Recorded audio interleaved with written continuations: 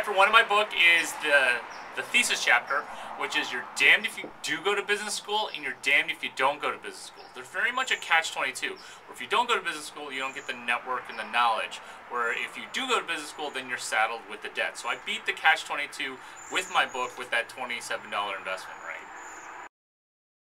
Chapter 2 is a super gritty chapter on treasure management. And treasure management is critical because we don't want to have money be a horrible master. Remember, it's a wonderful servant. And if you've got debt or are under the fiend of needing short-term money, you're going to make horrible decisions, whether or not you go to business school. So chapter 2 is my chapter on treasure management. It's the largest, grittiest, most granular chapter in my book, chapter 2.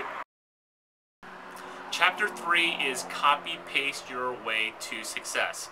Notice a chapter of the book, people get it confused. In fact, they get it confused with my mentor's book, which is what they will never teach you at Harvard Business School. See, I get the two mixed up and they're interchangeable. Many great things have been copy-pasted. The Constitution, Thomas Jefferson copy-pasted John Locke. Wicked is a copy-paste of an old property. Copy-paste your way forward, chapter 3. Chapter 4 is on networking. I steal from the best speakers, Mark McCormack obviously, but also Susan Rowan and how to work a room. Networking is one of the best things that you can do before you go to business school, or even if you are currently in business school, where I got to speak at that one that was in the Palo Alto area. Networking gets you a great Rolodex, and then my subsequent chapter, chapter 5, then talks about how do you get mentors from those awesome networking functions and accelerated networking. Chapter 5 of my book gets you your entire ROI for the $150 that you spend for, it's $170? You just raised the price. You know what?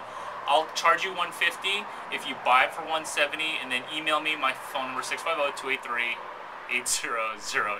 Chapter 5 is my chapter on mentorship. I talk about superstar mentors, cohort mentors, junior mentors, and also default mentors.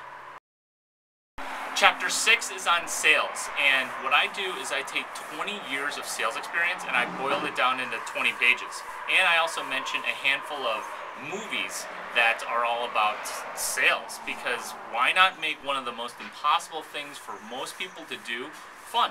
Referring to movies. Also, do you know that 80% of CEOs have some type of sales experience? I talk about sales in a fun way, and it's in chapter 6.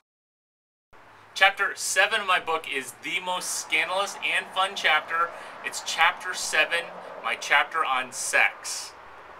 And basically, I solved literally 3,000 years of sexual sex problems in the workplace, okay, in just 20 pages. So if you want to be entertained and soft porn isn't available, read my chapter 7. It's the chapter that Tiger Woods didn't read when I think he was, I think he went to Stanford, did he not? I think he did. Chapter 8 is my chapter on getting lucky and the karma of getting lucky, because I believe that karma can be tracked, measured, and channeled. And what I mean by that is there's an algorithm, I think, to hacking karma, to how to get lucky. So those are some of the things I explore in my chapter 8 of what they will never teach you at Stanford Business School. Chapter 9 is my personal favorite chapter. It completely pays homage to my mentor, Mark McCormack. Chapter 9 is about how everybody is a little bit entrepreneurial. And I also call it my chapter 9 because it's asinine, where if you don't own 100% of you incorporated, you're kind of dumb. And Asinine's about 9 types of entrepreneurs where everybody's a little bit entrepreneurial. So that's my chapter 9 on entrepreneurship. Chapter 10 is about the lies of business and how to interrogate to get to the truths of it. Not only does it refer to Mark McCormack, my mentor, but also John Reed, who's the father of modern interrogation.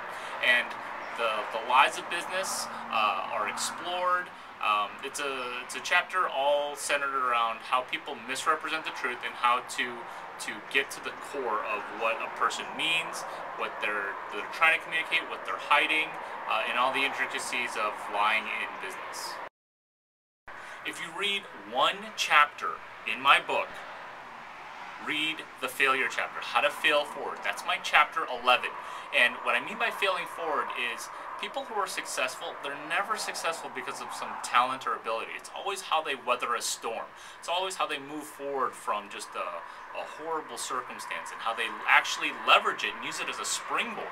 That's my chapter 11. It goes over how my baseball coach talks about how he doesn't want to watch you pitch a good game. He wants to see how you bounce back from a crappy game. And believe you me, I had one or two of those. Chapter 11 is my chapter on failure.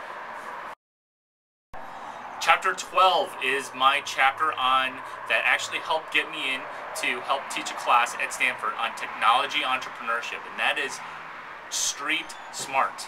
In fact, if you want to boil down Mark McCormack's books, what they don't teach you at Harvard Business School, what they still don't teach at Harvard Business School, what they'll never teach at Harvard Business School, it's all about being street smart and coupling street smart with academically smart. So that's the method that you want to go ahead and approach, combining both academic smarts and street smarts.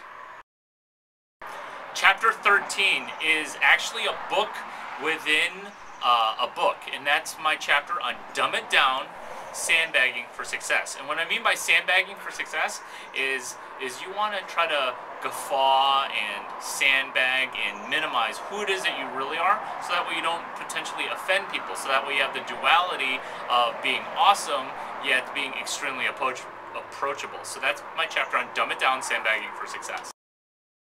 Chapter 14 is my last chapter of what they will never teach you at Stanford Business School, and that is my chapter on basically coming to the conclusion that you actually do want to go to Stanford Business School. It's a scandalous book title, and you need that, but Stanford's a great institution, and there's the tip, once you do get in, if you get in, the first thing you want to do is you want to redact. When you go to community college, they call it quitting. When you go to the school that I went to and you leave, they call it quitting. But when you go to a grade school, they call it redacting. What you want to do is you want to redact for an awesome opportunity and never really finish Stanford Business School.